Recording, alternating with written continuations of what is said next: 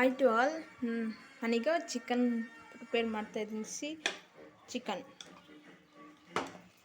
ಬೇಯಿಸ್ತಾ ಇದ್ದೀನಿ. ಈಗ ಮಸಾಲೆ ರೆಡಿ ಮಾಡ್ಕೊಳ್ಳೋಣ. ಜಾರ್,